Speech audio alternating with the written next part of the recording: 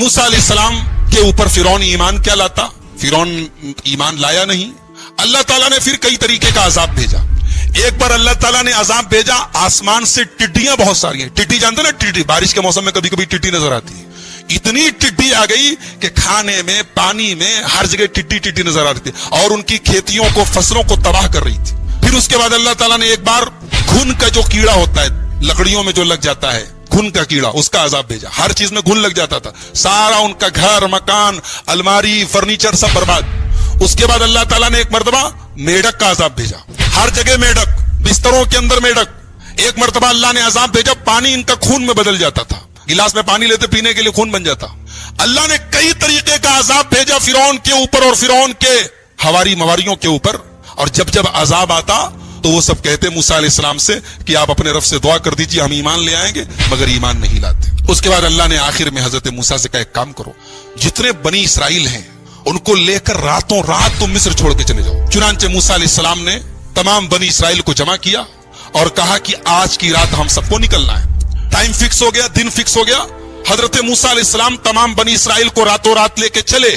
फिरौन को भनक लग गई। फिरौन ने अपने दरबारियों से कहा कि बनी इसराइल जो हमारे गुलाम थे उनको मूसा लेके जा रहा है, क्या पता ये कल हमारे खिलाफ ताकत बन जाएं, हमें कमजोर कर दें, हमें खत्म कर दें, लिहाजा उनका पीछा करो और उन्हें खत्म करो। चुनांचे रात में मूसा अलैहिस्सलाम निकले और सुबह सूरज निकलते ही फिरौन ने पीछा करना शुरू किया।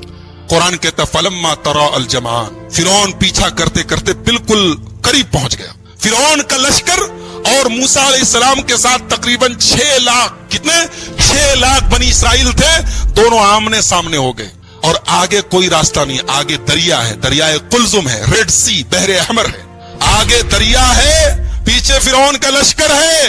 क़ाला अस्हाबु मूसा इन्ना लमुद्रकून, मूसा अलैहिस्सलाम के साथियों ने कहा, मूसा अच्छा फंसा दिया भाई आपने, अब कहां जाएंगे हम? दाएं कोई रास्ता नहीं, बाएं कोई रास्ता नहीं, सामने दरिया है, पीछे फिरौन का लश्कर है, कहां जाएंगे? क़ाल कल्ला इन्न मई रब्बी सयहदी, मूसा अलैहिस्सलाम ने कहा डरो नहीं, मेरा रब मेरे साथ है, मेरा रब मुझे जरूर रास्ता दिखाएगा, मेरे रब का वादा है। एक बात बताऊं, यहां मूसा अलैहिस्सलाम ने कहा कि मेरा रब मेरे साथ है, ये नहीं कहा हमारे साथ है।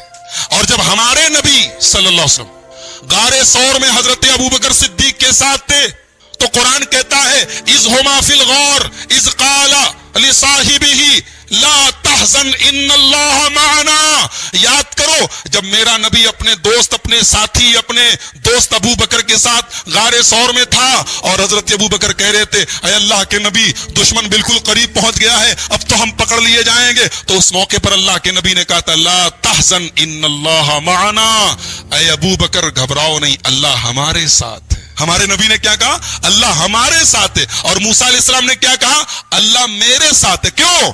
इसलिए कि नबी के साथ अबू बकर थे जो ईमान के मामले में और अल्लाह के ऊपर भरोसे के मामले में उनके अंदर कोई कमजोरी नहीं थी। और मूसा अलैहिस्सलाम के साथ जो लोग थे उनका ईमान बहुत कमजोर था।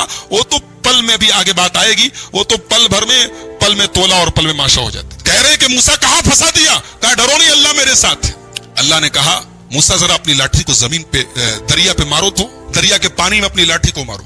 मूसा अलैहिस्सलाम ने लाठी को जमीन पे मारा, समुद्र के पानी में मारा, फन फलका, दरिया का पानी फट गया, दरिया के बीच में रास्ता बन गया। फकान कुल्लु फिरकिन कत्तौदिल अज़ीम, और दोनों तरफ, ये कूलर बंद कर दीजिए, डिस्टर्ब कर रहा है, दोनों तरफ दरिया का पानी रुक गया और पहाड़ के तरह खड़ा हो गया। ऐसा लग रहा था कि दोनों तरफ पहाड़ खड़ा है। मूसा अलैहिस्सलाम अपने साथियों को लेकर आगे बढ़े। अब मूसा जब आगे बढ़े और फिरौन का लश्कर जब पहुंचा दरिया के पास तो देखा कि दरिया के बीच में अच्छी खासी रोड बन गई है, सड़क बन गई है और मूसा अलैहिस्सलाम लेके जा रहे अपने साथियों को। तो कहा कि तो बड़ा अच्छा चांस है, चलो हम लोग भी इसी रास्ते से चलते हैं। फिरौन अपने लश्कर समेत दरिया में घुस गया, उसी रास्ते पे चल पड़ा। जब मूसा अलैहिस्सलाम क्रॉस कर गए दरिया, उनके साथी क्रॉस कर गए दरिया और फिरौन अभी दरिया के बीच में है।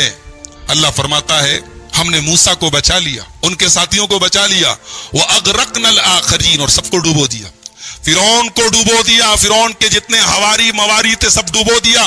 फिरौन का पूरा महल पड़ा है, दौलत पड़ी है, बागात पड़े हैं, सल्तनत पड़ी है, यहां फिरौन डूब रहा है। जब फिरौन डूबने लगा तो कहने लगा आमनतु बिल्लज़ी आमनत बिही बनु इसराइल, मैं उस अल्लाह के ऊपर ईमान लाता हूं जिसके ऊपर बनी इसराइल ईमान रखते हैं। मैं अल्लाह के ऊपर ईमान लाता हूं, मैं मुसलमान हूं। اللہ کی طرف سے آواز آئی آنا، اب آئی ہے بدھی، اب تمہیں سمجھ میں آئی ہے بات. وَقَدْ عَصَيْتَ قَبْلُ وَكُنْتَ مِنَ الْمُفْسِدِينَ، تم ایک نمبر کے فسادی اور نافرمان تھے، آج ایمان لائے ہو.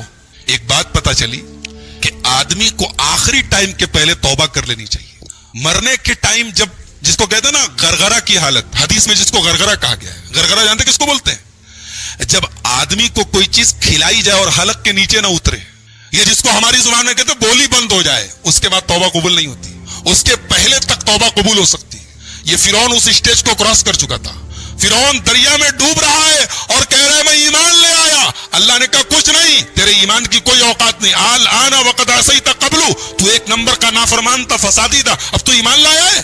اللہ نے کہا کہ آج ہم تجھے ڈوبوئیں گے لیکن تیری ڈیڈ باڈی کو سیف کریں گے. فَالْيَوْمَ نُنَجِّيكَ بِبَدَنِكَ لِتَكُونَ لِمَنْ خَلْفَكَ آیَةً. اے فرعون، تیری ڈیڈ باڈی کو ہم محفوظ کر لیں گے تاکہ تو قیامت تک کے لوگوں کے لیے نشانی بن جائے. آج بھی قاہرہ کے میوزیم میں، مصر کے اندر قاہرہ کے میوزیم میں آج بھی فرعون کی ڈیڈ باڈی موجود ہے.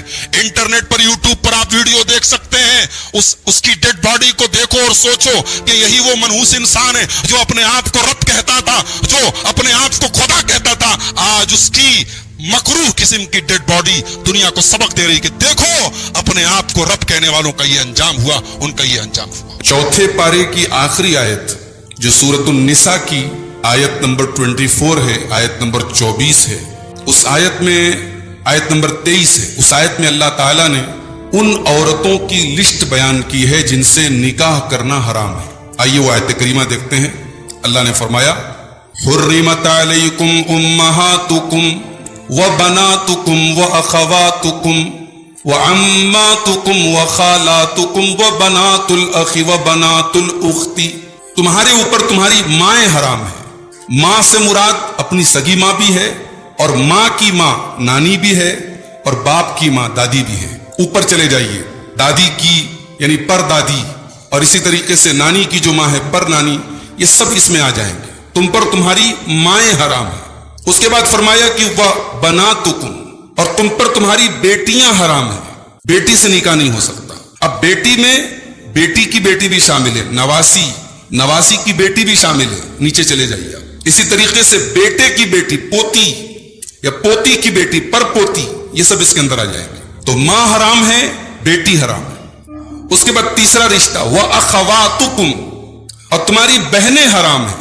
اب بہن چاہے سگی ہو، ماں ایک ہے باپ ایک ہے، یا ماں ایک ہو باپ الگ الگ ہوں، تب بھی وہ بہن حرام ہے، اسے نکاح نہیں کر سکتے.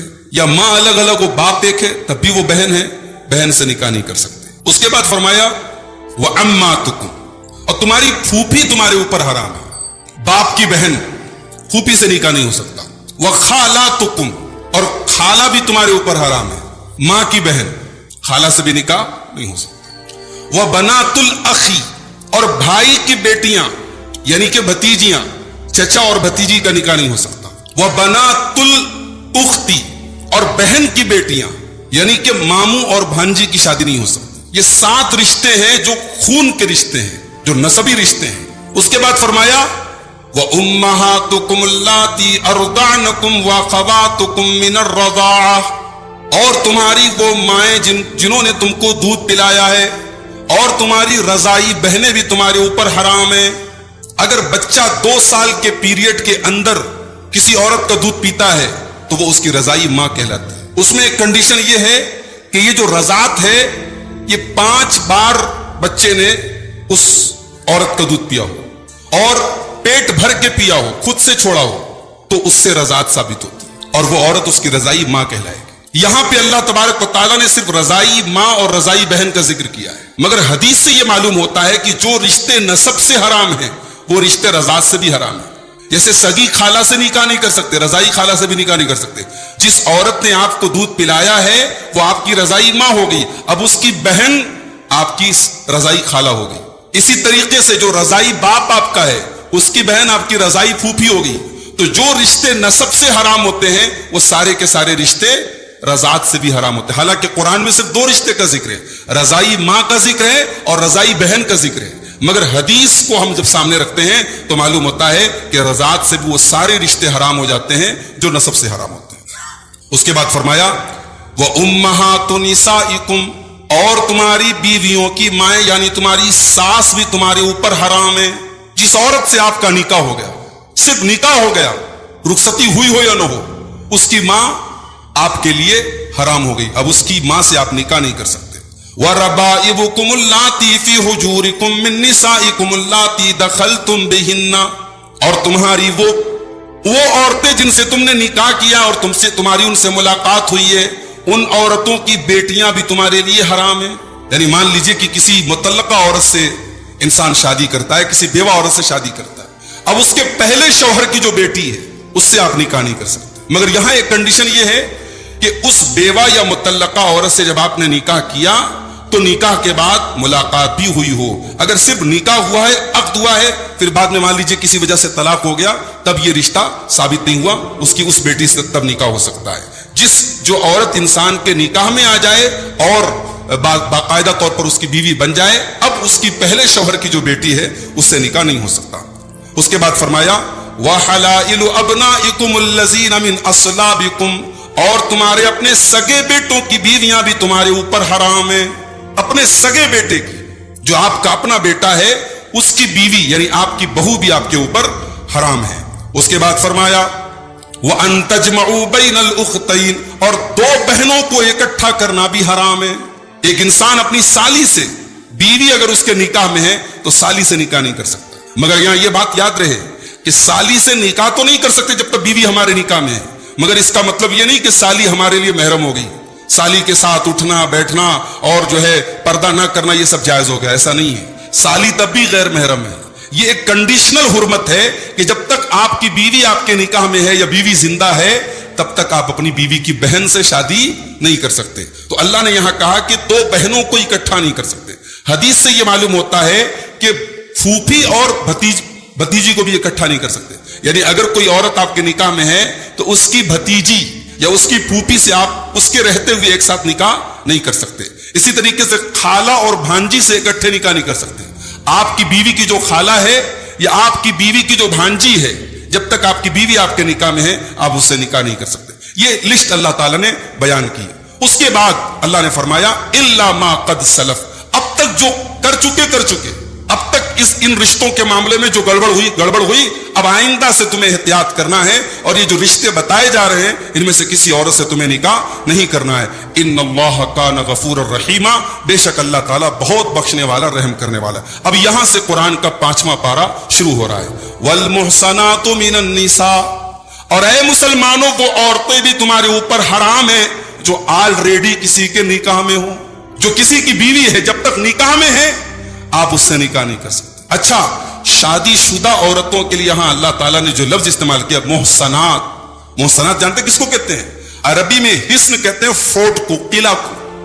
اس کا مطلب یہ ہوا کہ جب ایک عورت کسی کے نکاح میں آ گئی تو گویا کہ وہ محفوظ ہو گئی، اس کو ایک پروٹیکشن مل گیا، وہ ایک قلعے کے اندر آ گئی، اس کی عزت اس کی آبرو محفوظ ہو گئی. اس کا مطلب یہ ہوا کہ سماج میں کسی بھی عورت کا بغیر نکاح کے رہنا اس کی عزت اور آبرو کے لیے بہت بڑا خطرہ ہے. چاہے وہ عورت کنواری ہو، چاہے مطلقہ ہو، چاہے وہ بیوہ ہو، کسی عورت کا بغیر شوہر کے رہنا یہ پروٹیکشن سے اس کو دور کرنا ہے، اس کو اس قلعے سے دور کرنا ہے جو قلعہ اللہ تبارک و تعالیٰ نے اس کو دیا ہے. والمحصنات من النساء، ان عورتوں سے تم نکاح نہیں کر سکتے جو آلریڈی کسی کے نکاح میں ہیں. اس کے بعد فرمایا کتاب اللہ علیکم، یہ اللہ تبارک و تعالیٰ کا حکم ہے تمہارے اوپر. وَأُحِلَّ لَكُمْ مَا وَرَاءَ ذَلِكُمْ، اور ان عورتوں کے علاوہ تم تمام عورتوں سے نکاح کر سکتے ہو. کزن سے شادیاں ہو سکتی ہیں، خالہ کی لڑکی ہے، ماموں کی لڑکی ہے، چاچا کی لڑکی، ان سے نکاح ہو سکتا ہے. بعض غیر مسلموں کو دیکھتا ہوں کہ وہ سوشل میڈیا پہ بڑا مذاق اڑاتے ہیں اسلام. صاحب اسلام میں کزن سے شادی کرنے کی اجازت دی گئی ہے، اس میں کیا حرج ہے؟ بھئی یہ طے کرنے والے ہم کون ہوتے ہیں؟ یہ اللہ کا قانون ہے. اللہ نے جن رشتوں کو بتایا کہ یہ حرام ہے وہ حرام ہے، جن رشتوں کو اللہ نے بتایا کہ ان سے نکاح ہو سکتا ہے. اب اس میں کوئی کہتا ہے صاحب چاچا کی لڑکی کو تو ہم بہن مانتے ہیں، خالہ کی لڑکی کو تو ہم بہن مانتے ہیں. بھئی ایسے تو پوری انسانی برادری ایک دوسرے کو بھائی بہن مانتی ہے. سارے انسان آپس میں بھائی بہن ہیں، آدم کی اولاد ہے، حوا کی اولاد ہے. سارے مسلمان آپس میں بھائی بہن ہیں. تو بھائی بنا لینے سے یا بہن کہہ لینے سے کوئی بہن نہیں ہو جاتی. اور اس میں ایک سبق ہمارے ان بھائیوں کو ہے اور ان بہنوں کو ہے جو سوشل میڈیا پر किसी को अपना दीनी भाई बना लेते हैं, दीनी बहन बना लेते हैं। अब साहब वो दीनी भाई बहन हो गए, अब चैटिंग हो रही है, बातें हो रही है, मुलाकातें भी हो रही हैं, साहब ये मेरी दीनी बहन है। दीनी बहन कह देने से आपकी सगी बहन नहीं हो जाएगी, माफ कर लीजिए। अगर आपने फेसबुक पर किसी लड़की को अपनी बहन कह दिया, अच्छी बात है, आपने बहन कह दिया, लेकिन बहन कह देने से वो आपकी बहन नहीं हो जाएगी। उसके साथ आपका जो है इनबॉक्स में चैटिंग करना और प्राइवेट बातें करना आपके लिए हलाल नहीं हो जाएगा, माफ कीजिएगा। इससे बहुत होशियार रहने की जरूरत है। और यहां अल्लाह तबारक व तआला की रहमत देखिए, अल्लाह ने हराम की लिस्ट तो बताई है, हलाल की कोई लिस्ट नहीं बताई। अल्लाह ने बताई ये औरतें हराम है। जब हलाल का नंबर आया तो अल्लाह ने क्या फरमाया, व उहिल्ल लकुम मा वराअ ज़ालिकुम, इनके अलावा जितनी औरतें हैं सब की सब तुम्हारे लिए हलाल है। लेकिन हां, उसमें भी एक शर्त है, अन तबतगू बिअमवालिकुम मुहसिनीन गैर मुसाफिहीन। जब तुम किसी औरत से निकाह करो तो मेहर दे करके करो, अपना माल खर्च करके करो। माल देना है या तो माल लेने की बात होती है। अभी कल एक नौजवान पूछ रहा था, वो क्या बोलते हैं आप, क्या जहेज को कटनम, कटनम ही बोलते हैं ना, नहीं सर नहीं हिला आप लोगों का, एक कटनम में गर्दन कट रही है हमारे कौम की, अल्लाह माफ करे। या माल देना है, अल्लाह कह रहा है जिस औरत से तुम्हें निकाह करना है माल देना है, या तो साहब माल लेने की बात हो रही है। लड़की का बाप परेशान है, मेरी 3 बेटियां, मुझसे लोग कहते हैं, आपके करनूल में लोगों ने कहा मौलवी साहब आपकी 3 बेटियां हैं, आप जो है थोड़ा सेविंग कीजिए, फ्यूचर में बच्चियों की शादी करना है। यानी लड़कियां पैदा होती हैं, लोग बाप को यानी ये जहन में डाल देते कि साहब अब ये खर्चा लेके आई हैं, ये जिम्मेदारी लेकर के आई हैं, अब इनकी शादी करना है, लाखों रुपए का आपको खर्चा करना है। क्या हमने निजाम बना दिया मेरे भाई। हमारे मुल्क में रोजाना सैकड़ों की तादाद में बच्चियां मां के पेट में मारी जाती हैं इन्हीं रस्मों रिवाज की वजह से। बेटी बोझ नहीं है मेरे भाई, बेटी रहमत है, हमने बोझ बना के रख दिया। अल्लाह कह रहा है अन तबतगू बिअमवालिकुम, तुम्हें अपना माल खर्च करना है, मुहसिनीना, और तुम्हें जो निकाह करना है तो बीवी के साथ घर बसाना है।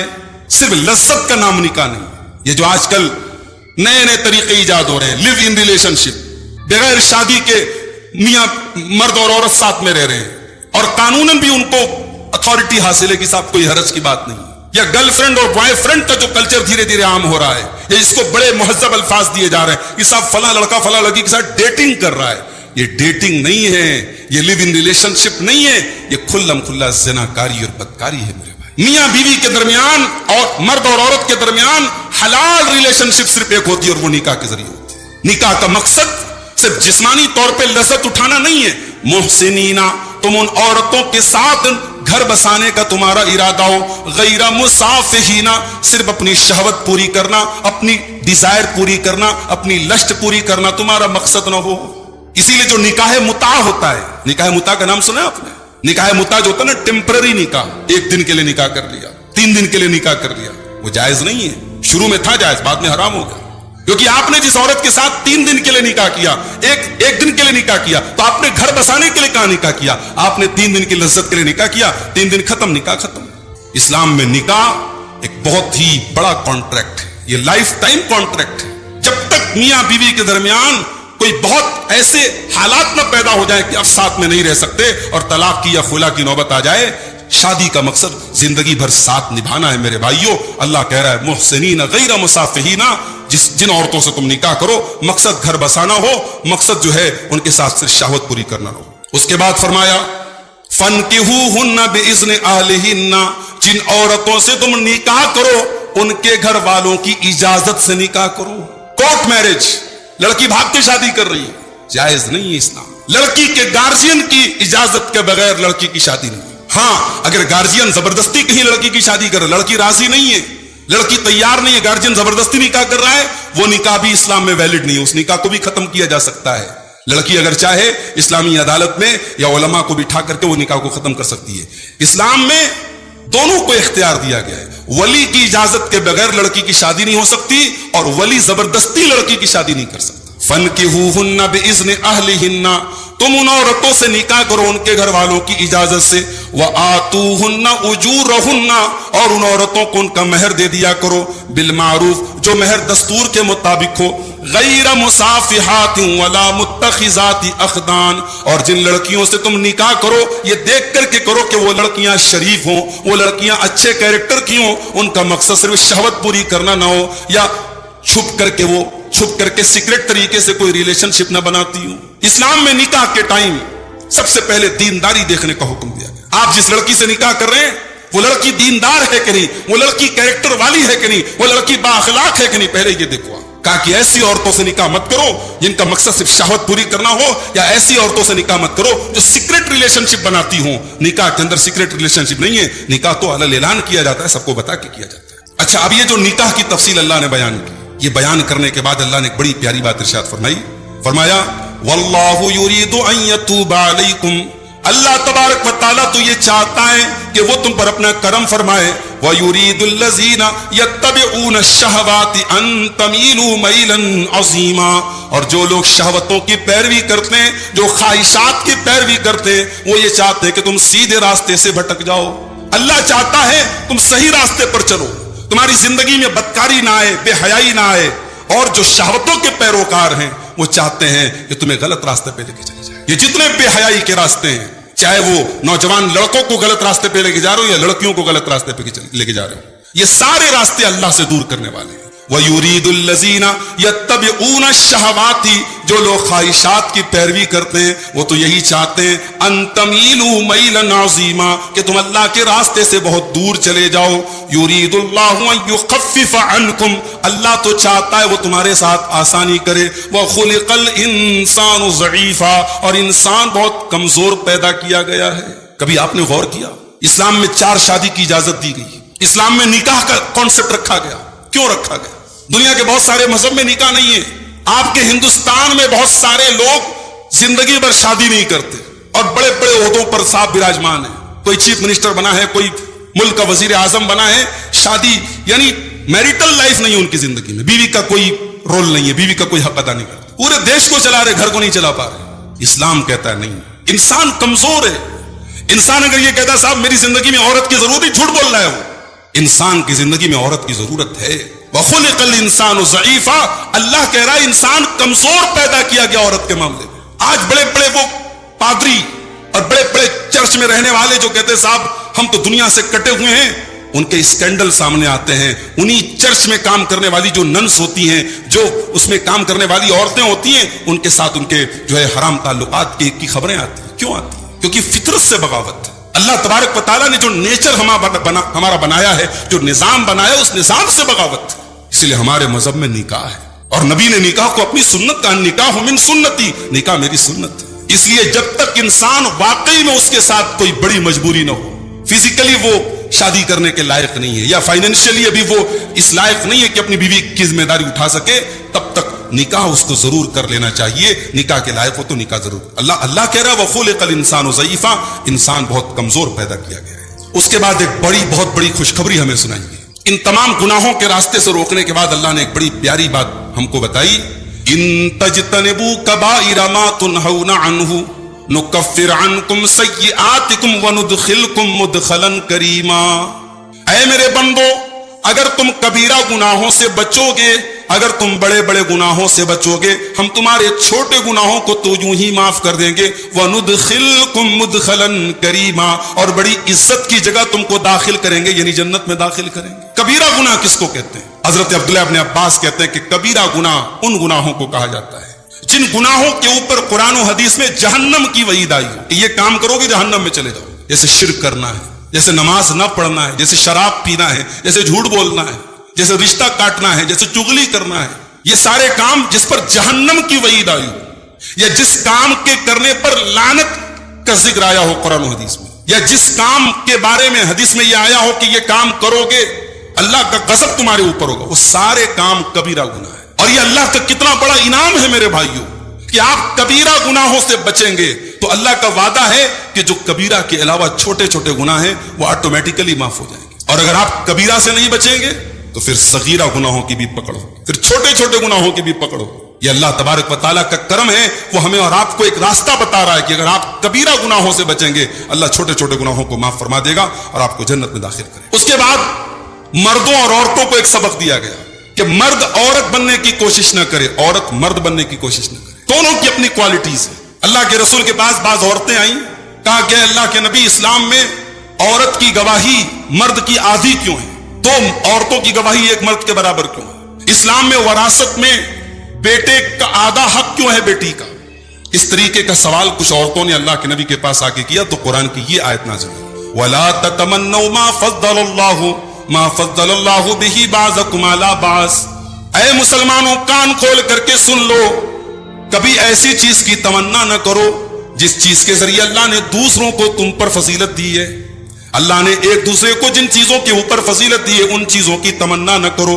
لِلرِّجَالِ نَصِيبٌ مِّمَّا اكْتَسَبُوا وَلِلنِّسَاءِ نَصِيبٌ مِّمَّا اكْتَسَبْنَا، مرد جو کام کریں گے ان کو اپنی کمائی کا پورا پورا حصہ ملے گا، عورتیں جو کام کریں گی ان کو اپنی کمائی کا پورا پورا حصہ ملے گا۔ کیا مطلب؟ یعنی اگر کوئی عورت یہ سوچتی ہے کہ اسلام میں یہ چیز مردوں کو دی گئی ہم کو کیوں نہیں دی گئی، یا مرد اگر یہ سوچتا ہے کہ عورت کو یہ چیز دی گئی ہمیں کیوں نہیں دی گئی، یہ بیوقوفی کی بات ہے۔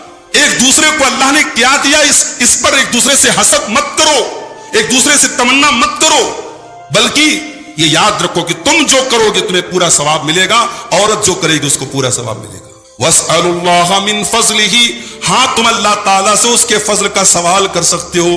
کسی کو نے دیکھا، کسی کو پیسے والا تم نے دیکھا، اس کی دولت کو دیکھ کر کے تم حسد نہ کرو، بلکہ اللہ سے دعا کرو اے اللہ تو نے اس کو دولت دی، اللہ مجھ کو بھی دولت والا بنا دے، میں بھی تیرے راستے میں خرچ کروں۔ کسی کے بیٹے کو آپ نے دیکھا، بیٹا بڑا اچھا ہے، پڑھنے میں بڑا تیز ہے، قرآن کا حافظ بن گیا، قرآن کا عالم بن گیا، آپ اس کو دیکھ کے حسد نہ کرو، جلن نہ کرو، بلکہ آپ اللہ سے دعا کرو اللہ میرے بیٹے کو بھی تو ایسا بنا دے۔ کبھی دوسرے کی نعمت کو دیکھ کر کے حسد مت کرو، کبھی یہ مت کہو کہ اے اللہ اس کو نہ دیکھ کر کے مجھ کو دے دے، ہاں یہ دعا کر سکتے ہو کہ اللہ جو اس کو ملا ہے وہ مجھ کو بھی دے دے۔ اس کے بعد یہ بتایا گیا کہ گھر کے سسٹم میں مرد کو جو ہے عورت پر اللہ تعالیٰ نے ذمہ دار بنایا ہے، مرد عورت کے اوپر ذمہ دار ہے، ایڈمنسٹریٹر ہے، مرد عورت کا گارجین ہے۔ بعض لوگ اس کا ترجمہ کرتے ہیں کہ مرد عورت پر حاکم ہے، میں سمجھتا ہوں کہ حاکم کا لفظ جو ہے قرآن کے اس لفظ کا صحیح ٹرانسلیشن نہیں۔ الرجال قوامون علی النساء، مرد عورتوں کے اوپر قوام ہیں۔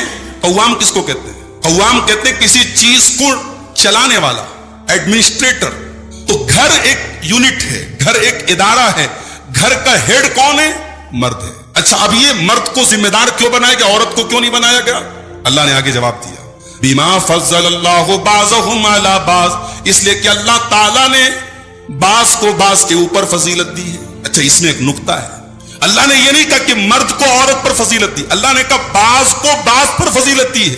اس میں عورتوں کو بھی ایک طریقے سے تسلی دی جا رہی کہ اے عورت تو اپنے آپ کو حقیر مت سمجھ، کہیں تیرا مقام جو ہے وہ مرد کو حاصل نہیں۔ ایک بچے کی پرورش کرنے کے سلسلے میں، ایک اولاد کو پالنے کے سلسلے میں جو کام عورت کر سکتی ہے مرد نہیں کر سکتا میرے بھائی۔ مرد گھر میں رہتا کتنی دیر ہے؟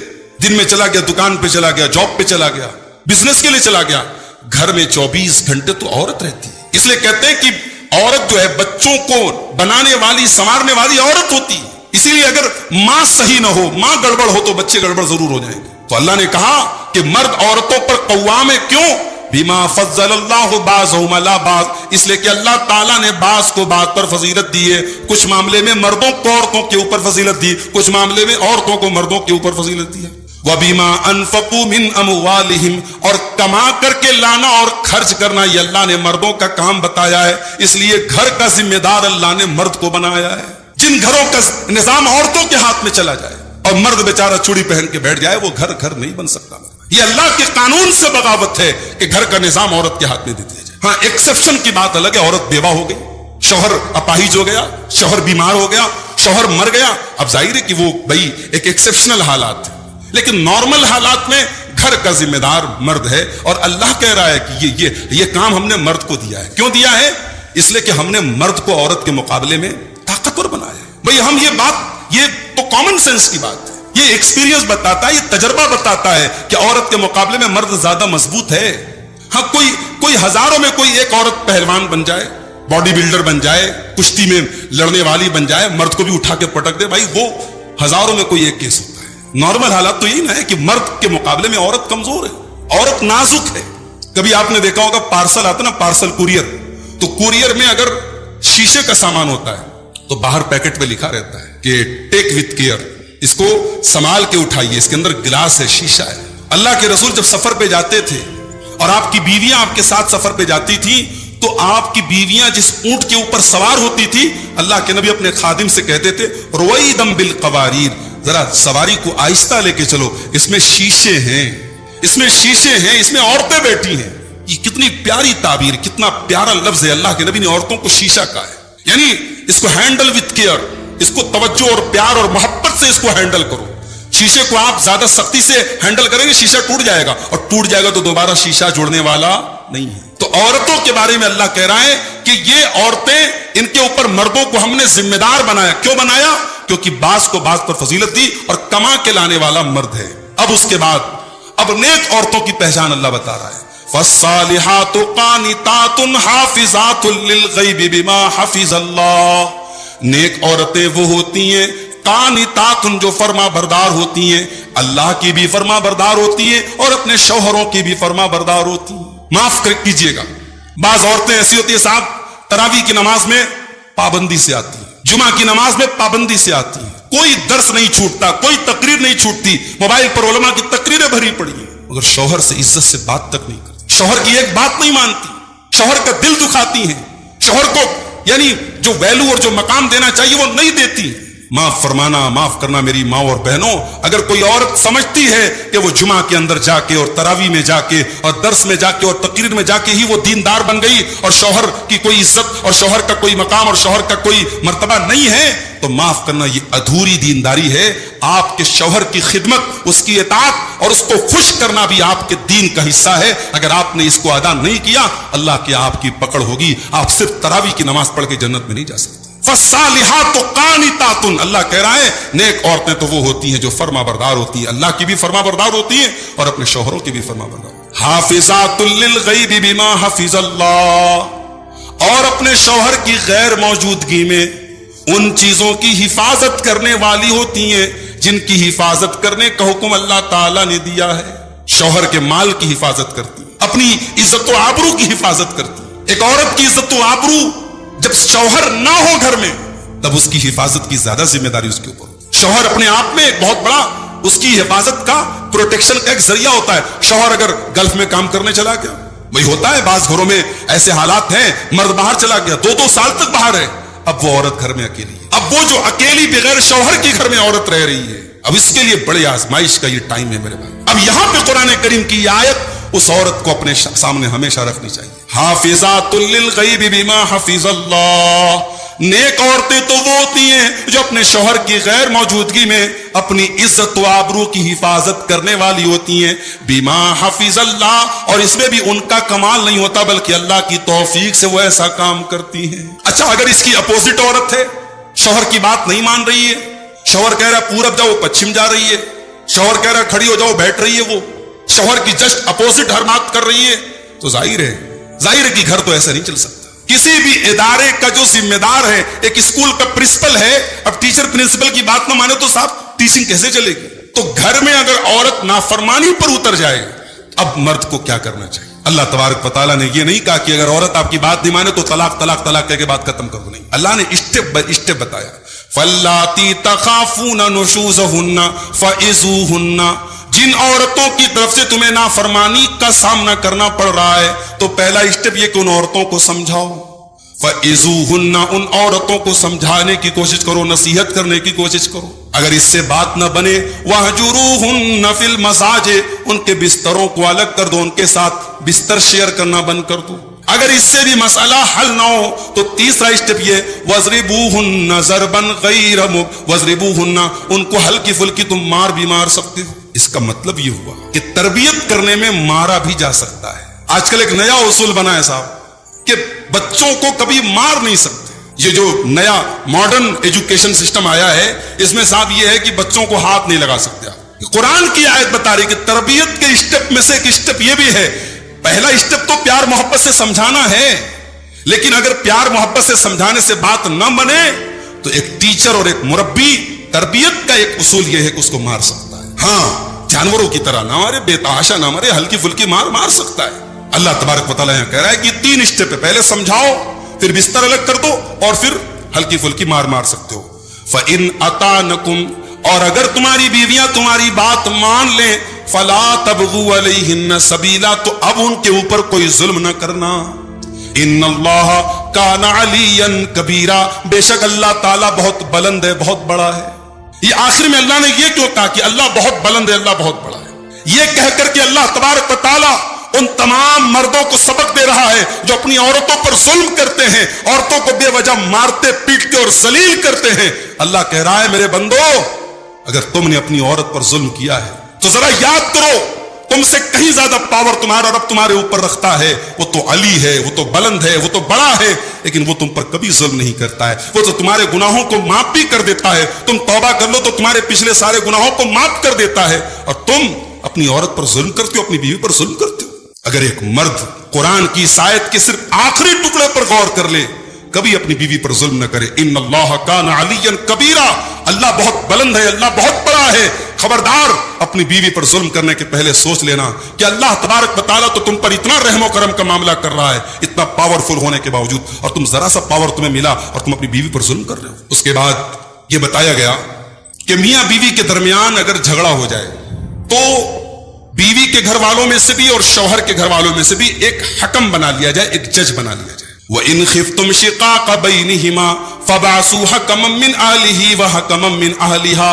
اگر تمہیں میاں بیوی کے درمیان جھگڑے کا اندیشہ ہے اور میاں بیوی کے درمیان رشتہ صحیح طریقے سے نہیں چل پا رہا ہے, فَبَعْثُوا حَكَمًا مِّنْ أَهْلِهِ, تو شوہر کے گھر والوں میں سے کسی ایک کو پنچ بنا لو. وَحَكَمًا مِّنْ أَهْلِهَا, اور عورت کے گھر والوں میں سے بھی کسی ایک کو حکم بنا لو. یہی آیت تھی. حضرت عبداللہ ابن عباس گئے تھے خوارج کے پاس. حضرت علی کے دور میں جب حضرت علی حضرت معاویہ کے درمیان جنگ ہو رہی تھی اور پھر آپس میں یہ طے پایا کہ حضرت علی حضرت معاویہ صلح کر لیں, اور ایک آدمی کو حضرت علی نے اپنا ثالث بنا لیا, حضرت معاویہ نے بھی ایک آدمی کو اپنا ثالث بنا لیا, تو اس موقع پر خوارج نے بغاوت کی تھی. خوارج نے بغاوت کی اور حضرت علی کو بھی کافر کہا تھا, حضرت معاویہ کو بھی کافر کہا تھا. اور جب عبداللہ ابن عباس ان کو سمجھانے گئے تو انہوں نے کہا کہ صاحب, انہوں نے تو حضرت علی نے حضرت معاویہ نے تو جو ہے بہت گڑبڑ کام کر دیا. انہوں نے ایک انسان کو, اللہ کے دین میں ایک انسان کو ثالث بنا لیا, ایک انسان کو حکم بنا لیا. تو عبداللہ ابن عباس نے قرآن کی یہی آیت پڑھی تھی کہ اگر گھر کے میٹر میں, میاں بیوی کے جھگڑے میں, اگر قرآن کہہ رہا ہے کہ شوہر کے گھر والوں میں سے کسی ایک کو حکم بنا لو اور بیوی کے گھر والوں میں سے کسی ایک کو حکم بنا لو, تو عبداللہ ابن عباس نے کہا بتاؤ کیا ایک گھر کا میٹر زیادہ بڑا ہے یا پوری اسلامی حکومت کا میٹر زیادہ بڑا ہے؟ اگر ایک گھر کو بنانے کے لیے کسی ایک انسان کو حکم بنایا جا سکتا ہے تو پوری اسلامی حکومت اور ہزاروں لاکھوں لوگوں کے خون کو بچانے کے لیے کیوں نہیں ایک انسان کو حکم بنایا جا سکتا؟ بڑی لاجیکل دلیل تھی عبداللہ ابن عباس نے, اور خوارج کو ان کی بات ماننا پڑا. تو قرآن کہہ رہا ہے کہ میاں بیوی کے درمیان اگر جھگڑا ہو گیا, بات نہیں بن پا رہی ہے, تو پہلے آپس میں صلح کی کوشش کرو. شوہر کے گھر والوں میں سے ایک آدمی کھڑا ہو جائے, بیوی کے گھر والوں میں سے ایک آدمی کھڑا ہو جائے. اب اس کے بعد اگلا جملہ سنیے, ان یریدا اصلاحا یوفق اللہ بینہما, اگر یہ دونوں لوگ آپس میں میل ملاپ کرنا چاہیں گے تو ضرور اللہ تعالیٰ کوئی نہ کوئی راستہ نکال دے گا. اگر آپ کی نیت سچی ہے, یہ بہت بڑا اصول اللہ بیان کر رہا ہے, اگر آپ کی نیت میل ملاپ کرنے کی ہے, اگر اپنے بھائی سے دل ملانے کی نیت ہے, اللہ کوئی نہ کوئی راستہ ضرور نکالے گا. اور آپ نے پہلے سے ٹھان کے رکھا ہے کہ یار میں نہیں اس سے میل کروں گا, میں اس کا منہ نہیں دیکھوں گا, میں اس سے بات نہیں کروں گا, تو پھر تو بات ختم ہے نا. جب آپ اپنے اندر نرمی پیدا کریں گے, جب صلح کرنے کی کوشش کریں گے, اللہ تبارک و تعالیٰ کوئی نہ کوئی راستہ نکالے گا. اس کے بعد وہ آیت آتی ہے سورہ نساء کی. ایک آیت کے اندر اللہ تعالیٰ نے 10 باتیں بیان کی. وَاعْبُدُوا اللَّهَ وَلَا تُشْرِكُوا بِهِ شَيْئًا, اللہ کی عبادت کرو اور اللہ کے ساتھ کسی کو شریک نہ کرو. وَبِالْوَالِدَيْنِ إِحْسَانًا, اور اپنے والدین کے ساتھ تم اچھا سلوک کرو. وَبِذِي الْقُرْبَى, اور اپنے رشتہ داروں کے ساتھ بھی تم اچھا سلوک کرو. وَالْيَتَامَى, اور یتیموں کے ساتھ بھی تم اچھا سلوک کرو. وَالْمَسَاكِينَ, اور مسکینوں اور غریبوں کے ساتھ تم اچھا سلوک کرو. وَالْجَارِ ذِي الْقُرْبَى, اور اس پڑوسی کے ساتھ بھی تم اچھا سلوک کرو جو پڑوسی تمہارا رشتہ دار ہے. وَالْجَارِ الْجُنُبِ, اور اس پڑوسی کے ساتھ بھی تم اچھا سلوک کرو جو تمہارا رشتہ دار نہیں ہے. اسلام کا کانسیپٹ پڑوسی کے معاملے میں بہت وسیع ہے. پڑوسی آپ کے مذہب کا ہے کہ نہیں ہے, آپ کے مسلک کا ہے کہ نہیں. پڑوسی پڑوسی ہے میرے بھائی. پڑوسی اپنا رشتہ دار ہے تب بھی پڑوسی ہے, رشتہ دار نہیں ہے تب بھی پڑوسی ہے. اللہ کہہ رہا ہے کہ پڑوسی کے ساتھ اچھا سلوک کرو. اللہ کے نبی صلی اللہ علیہ وسلم تو یہاں تک کہتے ہیں کہ حضرت جبریل علیہ السلام نے مجھے پڑوسی کے بارے میں اتنی وصیت کی, حتی ظننت انہ سیورثہ, میں تو ڈر گیا, میں تو سمجھ گیا, میں نے تو سمجھا کہ کہیں اللہ تبارک و تعالیٰ پڑوسی کو وارث نہ بنا دے, انسان کی پراپرٹی میں پڑوسی کو بھی وارث نہ بنا دے. مجھے یہ ڈر محسوس ہے. تو اللہ کہہ رہا ہے اپنے پڑوسی کے ساتھ اچھا سلوک. والصاحب بالجنب, اور اپنے रफीक सफर के साथ भी तुम अच्छा सलूक करो, जो तुम्हारा को ट्रेवलर है, बस में जा रहे हो, ट्रेन में जा रहे हो, फ्लाइट में जा रहे हो, आपके बाजू में जो बैठा है, आपका जो हम सफर है, उसके साथ भी आपको अच्छा सलूक करना है। और बाज उलमा ने कहा कि वह साहिब बिल जम से मुराद बीवी है। जब बस और ट्रेन और कार में सफर करने वाले के साथ आपको अच्छा सलूक करना है, तो जो जिंदगी के सफर में आपके साथ सफर कर रही है, जो आपकी शरीक हयात है, जो आपकी लाइफ पार्टनर है, जो आपके साथ जिंदगी के तमाम हालात में साथ साथ चल रही है, उसके साथ भी आपको अच्छा सलूक करना है। उसके बाद फरमाया वो अपनी सबील, और अगर कोई मुसाफिर, कोई परदेसी परेशानी में, उस परदेसी की भी तुम मदद करो। वमा मलकत ईमानुकुम, और अपने गुलामों के साथ, अपने लौंडियों के साथ, अपने नौकर चाकरों के साथ भी तुम अच्छा सलूक करो। इन्नल्लाह ला युहिब्बु मन कान मुख्तालन फखूरा, अल्लाह तबारक व तआला किसी घमंडी को, किसी गुरूर करने वाले को पसंद नहीं करता। ये जितने रिश्ते अल्लाह ने बताए, इन रिश्तों के साथ गलत सलूक वही इंसान करेगा जिसके अंदर गुरूर होगा, घमंड होगा। जिस बेटे के अंदर गुरूर पैदा हो जाए वो माँ बाप की कदर नहीं करेगा। जिस रिश्तेदार के अंदर गुरूर पैदा हो जाए अपने रिश्तेदार की कदर नहीं करेगा। इसलिए अपने दिल को पहले गुरूर से पाक करो, तकब्बुर से पाक करो मेरे भाई। उसके बाद सूरह निसा की वो आयत आती है। एक मर्तबा अल्लाह के नबी सल्लल्लाहु अलैहि वसल्लम अब्दुल्ला बिन मसूद से कहते हैं कि ए अब्दुल्ला मुझे कुरान पढ़ के सुनाओ। अब्दुल्ला बिन मसूद कुरान बहुत प्यारा पढ़ते थे, उनकी आवाज बहुत प्यारी थी। बाज कुरान के कारी ऐसे होते जब वो कुरान पढ़ते हैं बड़ा अच्छा लगता है। देखिए इस वक्त जो हमारे अइम्मे हरमैन हैं, खास तौर से शेख अब्दुर रहमान अस-सुदैस, तो अब धीरे धीरे बुढ़ापे को पहुंच गए, मगर आज भी अल्लाह ने क्या आवाज दी है। आज से 30 साल 25 साल पहले एक दौर था कारी अब्दुल बासित साहब का, जो मिस्र के बहुत बड़े कारी थे। जब वो कुरान पढ़ते थे रोंगटे खड़े हो जाते थे। तो कुरान अगर अच्छी आवाज में पढ़ा जाए तो एक अलग कैफियत पैदा हो जाती है। अल्लाह के नबी ने कहा अब्दुल्ला तुम मुझे कुरान पढ़ के सुनाओ। अब्दुल्ला बिन मसूद ने कहा आए अल्लाह के नबी, मैं आपको कुरान पढ़ के कैसे सुनाऊं? ये कुरान तो आप ही के ऊपर उतरा है, मैं आपको कैसे पढ़ के सुनाऊं? आपने फरमाया आए अब्दुल्ला, मैं आज दूसरे के मुंह से कुरान को सुनना चाहता हूं। हजरत अब्दुल्ला कहते हैं फकरातु अलैहि सूरतन निसा, मैं सूरह निसा की तिलावत करने लगा, मैं सूरह निसा पढ़ने लगा। सूरह निसा पढ़ते पढ़ते हजरत अब्दुल्ला कहते हैं जब मैं सूरह निसा की इस आयत पर पहुंचा, जो सूरह निसा की आयत नंबर 41 है, आयत नंबर 41 है, फकैफा इज़ा जिना मिन कुल्लि उम्मतिन बिशहीदिन व जिना बिका अला हाउलाई शहीदा।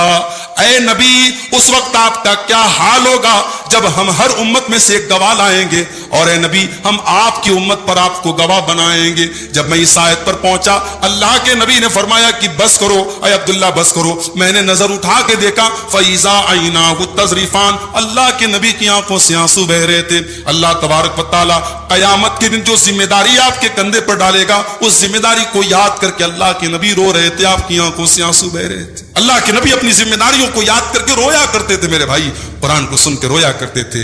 हम और आप कुरान सुनते हैं मगर हमारे दिलों पर कोई असर नहीं होता, क्योंकि कुरान करीम हमारे दिल के तारों को नहीं छेड़ता है। हम कुरान को समझने की कोशिश नहीं करते, कुरान पर गौर नहीं करते। उसके बाद वो आयत नाजिल होती है शराब के सिलसिले में, जो दूसरी आयत नाजिल होती है। शराब के बारे में पहली आयत सूरह बकरा की नाजिल हुई। इस शराब और जुआ के बारे में ऐ नबी लोग आपसे पूछते हैं, आप कह दीजिए कि शराब और जुए में नुकसान भी है, कुछ फायदा भी, लेकिन नुकसान ज्यादा है, गुनाह ज्यादा है। और दूसरी आयत नाजिल हुई थी सूरह निसा की आयत, या अय्युहल्लज़ीना आमनू ला तक़रबुस्सलात व अंतुम सुकारा।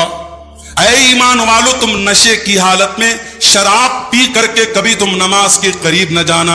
हत्ता तालमू मा तक़ूलूना, जब तक तुम्हें ये पता न चले कि तुम क्या कह रहे हो, जब तक तुम होशो हवास में न रहो, तब तक तुम्हें नमाज के करीब नहीं जाना है। बाद साहबा से ये वाकया मिलता है कि उस वक्त शराब हराम नहीं थी, शराब के नशे में नमाज पढ़ने लगे तो कुरान की आयतों को गलत पढ़ने लगे। जाहिर है कि शराब के अंदर ऐसी कैफियत होती है कि इंसान अपनी होश में नहीं रहता। तो अल्लाह ने कहा कि नमाज में ऐसी हालत में मत जाओ जब तुम्हें अपना होश न हो। नमाज मेरे भाइयों एक ऐसी इबादत है जिसमें आपको अपना 100% उस पर फोकस करना है।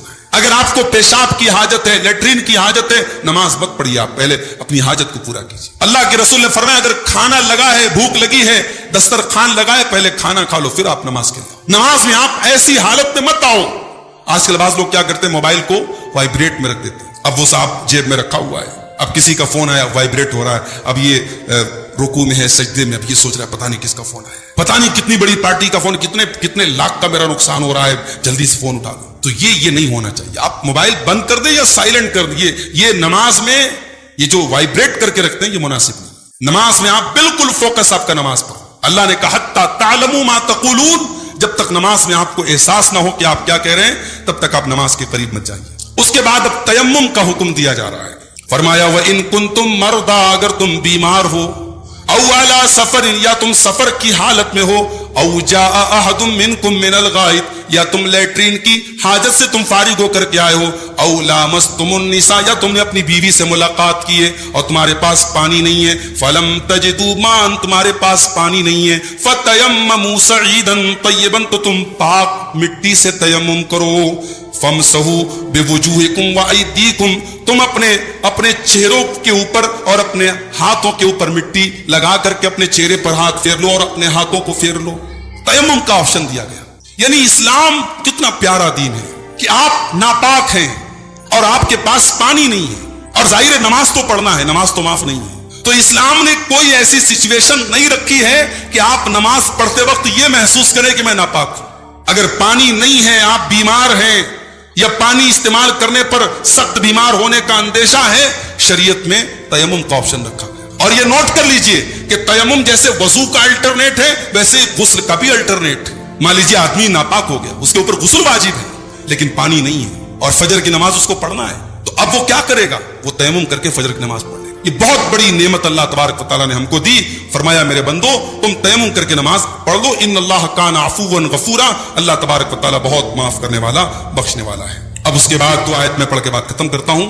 سورہ نساء کی آیت نمبر 69 آپ دیکھیے، اللہ فرماتا ہے وَمَن يُطِعِ اللَّهَ وَالرَّسُولَ فَأُولَٰئِكَ مَعَ الَّذِينَ أَنْعَمَ اللَّهُ عَلَيْهِم مِّنَ النَّبِيِّينَ، جو اللہ کی اطاعت کرے گا، جو رسول کی اطاعت کرے گا، وہ قیامت کے دن فَأُولَٰئِكَ مَعَ الَّذِينَ أَنْعَمَ اللَّهُ عَلَيْهِم، وہ ان بندوں کے ساتھ رہے گا جن بندوں کے اوپر اللہ کا انعام ہوا ہے، مِّنَ النَّبِيِّينَ، وہ نبیوں کے ساتھ رہے گا، وَالصِّدِّيقِينَ، اور صدیقین کے ساتھ رہے گا، وَالشُّہَدَاء، اور شہداء کے ساتھ رہے گا، وَالصَّالِحِينَ، اور نیک بندوں کے ساتھ رہے گا۔ ایک مرتبہ اللہ کے نبی کے پاس ایک صحابی آئے، کہا اے اللہ کے نبی میں آپ سے بہت محبت کرتا ہوں، اتنی محبت کرتا ہوں کہ جب بھی آپ کی یاد آتی ہے میں آپ کے پاس چلا ہوں، لیکن اے اللہ کے نبی میں سوچتا ہوں جب میرا انتقال ہو جائے گا میں اللہ کو پیارا ہو جاؤں گا۔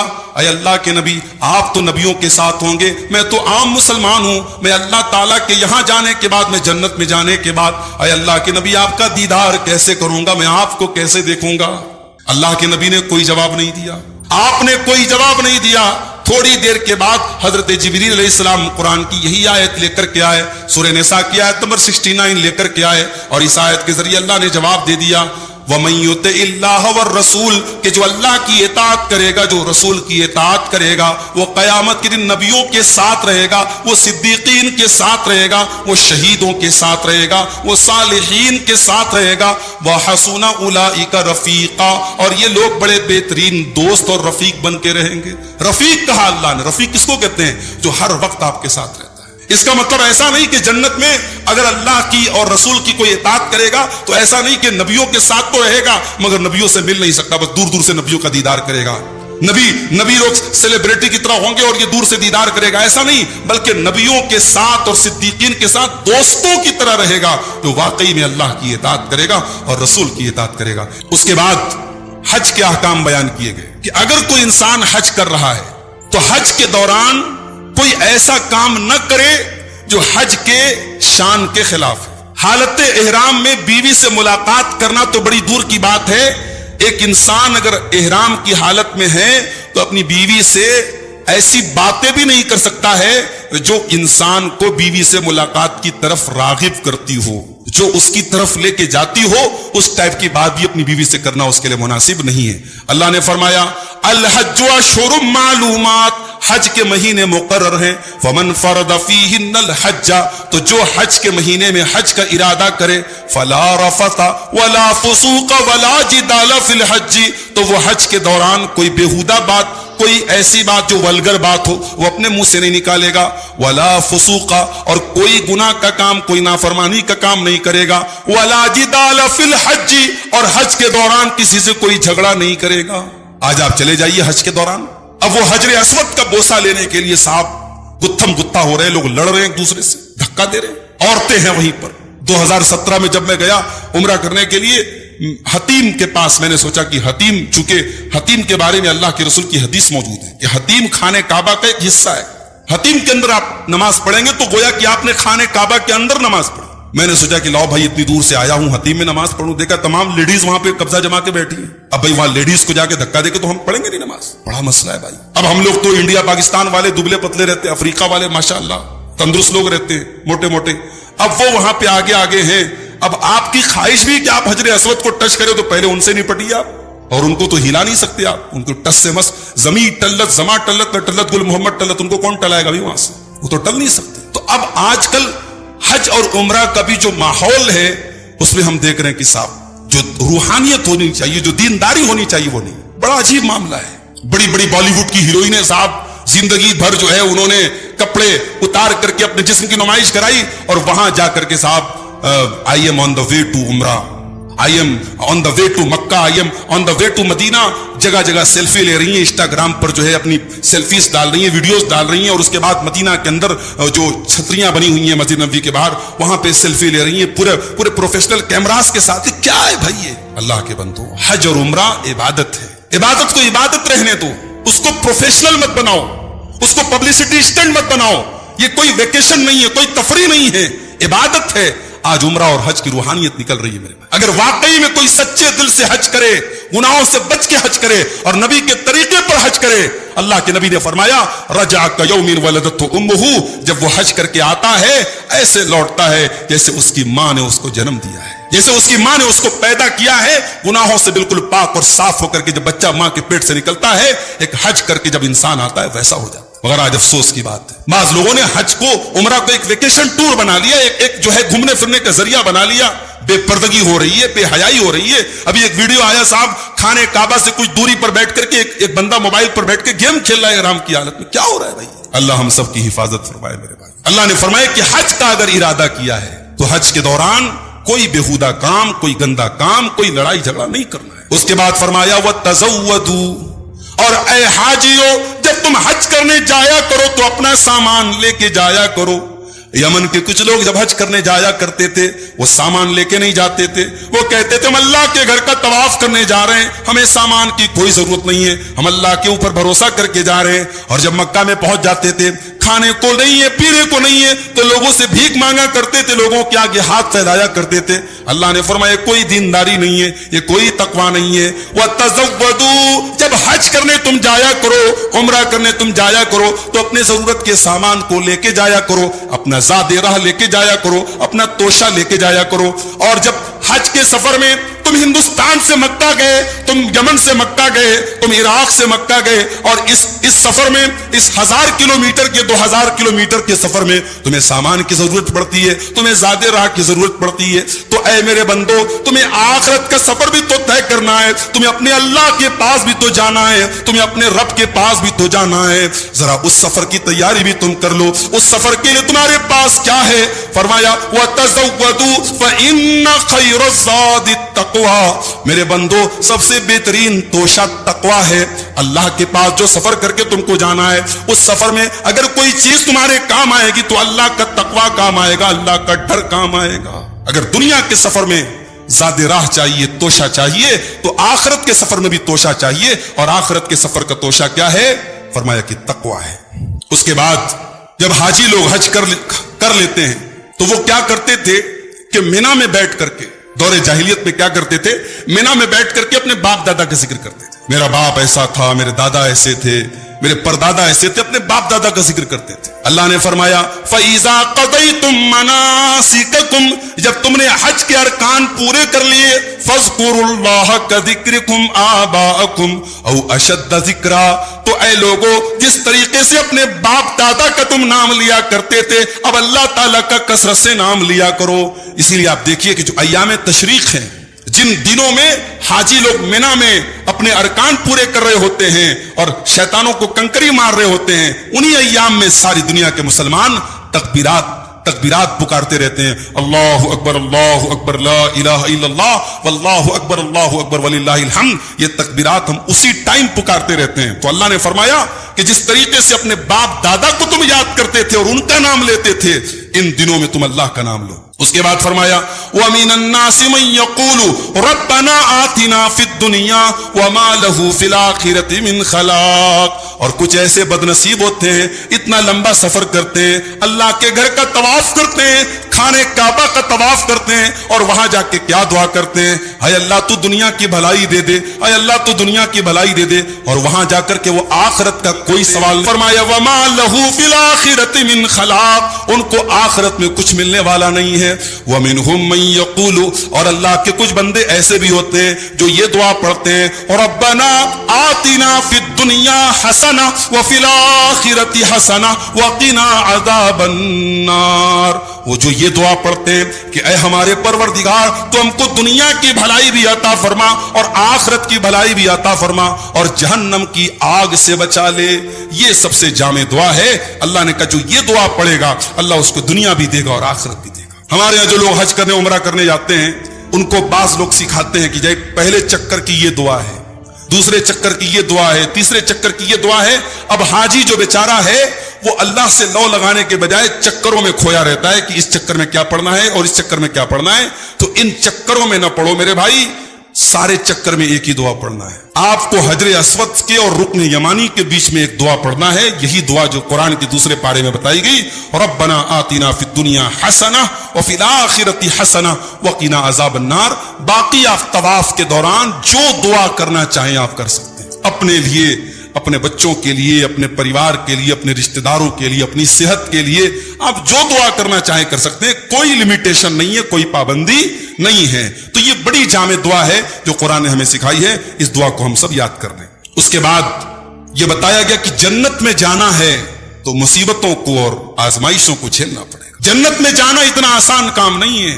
اگر آپ ایمان کے راستے پر چل رہے ہیں اور آپ کو یہ لگتا ہے کہ آپ پھولوں کی سیج پر چل رہے ہیں تو یہ پاسبل نہیں ہے. ایمان کا راستہ تو کانٹوں بھرا راستہ ہے. ایمان کے راستے پر آپ چلیں گے تو زمانے کی گالیاں تو سننی پڑیں گی. ابھی دلی کا وہ ویڈیو آپ نے دیکھا ہوگا کہ کچھ اللہ کے بندے سڑک پر نماز پڑھ رہے تھے اور ایک ظالم آتا ہے اور اپنے پیروں کی ٹھوکروں سے ان نمازیوں کو مارنے لگتا ہے. نفرت اس قدر ذہنوں میں بھر گئی کہ اب نمازیوں کو جو ہے ایک انسان جس کا کام لوگوں کی حفاظت کرنا ہے, جو محافظ بنایا گیا ہے, اس کے بدن کی وردی اس کی لوگوں کی اور پبلک کی حفاظت کے لیے اس کو دی گئی ہے, وہ ظالم نمازی کو مار رہا ہے. اس سے کوئی یہ پوچھنے کے لیے تیار نہیں ہے کہ اس ملک میں ہزاروں تہوار ایسے ہیں جو سڑک پر منائے جاتے ہیں, وہاں تو تم پھول برسانے کے لیے تیار ہو. مسلمان کا یہی قصور ہے کہ وہ سڑک پہ اگر نماز پڑھے تو تم اپنے جوتوں کی ٹھوکروں سے اس کو مارو گے. لیکن یہ مصیبتیں بھی ہمارے مقدر میں میرے بھائیوں ہمیں دیکھنی ہے. اور ہو سکتا ہے اس سے بھی برے حالات آئیں. حضرت خباب ابن ارت رضی اللہ تعالیٰ عنہ اللہ کے نبی کے پاس آتے ہیں. یہ وہ دور تھا جب مسلمان بڑی پریشانیوں کو جھیل رہے تھے. انہوں نے آ کر کے کہا کہ اے اللہ کے نبی, آپ اللہ سے ہمارے لیے دعا کیوں نہیں کرتے, آپ اللہ سے مدد کیوں نہیں مانگتے, دیکھیے ہم کتنے پریشان ہیں, کتنی مصیبتوں میں ہیں. اللہ کے نبی نے فرمایا اے خباب, تم سے پہلے ایسا دور بھی آیا ہے کہ ایمان لانے والوں کے لیے زمین میں گڈھا کھودا جاتا تھا اور اس کو گڈھے کے اندر ڈالا جاتا تھا اور آرے سے چیر کر کے اس کو 2 ٹکڑے کر دیے جاتے تھے. وَمَا يَسُدُّهُ ذَلِكَ عَنْ دِينِهِ, اور اس قدر تکلیفوں میں ڈالے جانے کے باوجود وہ اللہ کے دین کو کبھی نہیں چھوڑا کرتا تھا. اے خباب, تم سے پہلے ایسی امتیں بھی آئی ہیں کہ ان کے بدن کو لوہے کی کنگھیوں سے ان کے بدن کے گوشت کو ادھیڑ لیا جاتا تھا. وَمَا يَسُدُّهُ ذَلِكَ عَنْ دِينِهِ, لیکن وہ اللہ کے دین کو چھوڑا نہیں کرتا تھا.